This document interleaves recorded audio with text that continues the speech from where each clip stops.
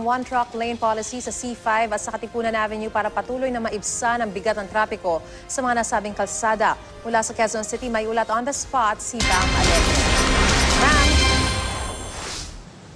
Maris, dinagdagan pa nga ng 6 na buwan yung implementasyon ng one truck lane policy ng Metropolitan Manila Development Authority o MMDA dahil napagbuti raw nito ang kalagayan ng traffic sa mga kalsadang ito. Dinesisyonan nito ng Special Traffic Committee ng Metro Manila Council na lumilikha ng mga polisiya ng ahensya sa ilalim ng MMDA Resolution No. 2 Series of 2015. Kinikilala ang naging tagumpay ng traffic scheme na ito kaya palalawigin mula unang araw ng Agosto hanggang huling araw ng Enero. Ngayon magtatanghali bagamat bumigat ang volume ng mga sasakyan at may patuloy na mga road repair sa C5 Katipunan, patuloy pa rin naman ang pag-usad ng traffic.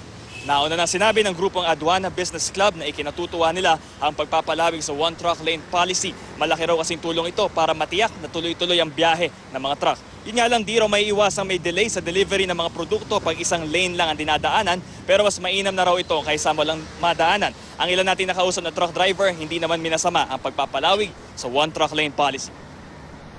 So, okay sir, mas maluwag. Okay. May perwisyo para sa mga driver na truck katulad. Hindi sir, okay lang. Wala lang akong magagawa kung ano nila, sundin ko na lang.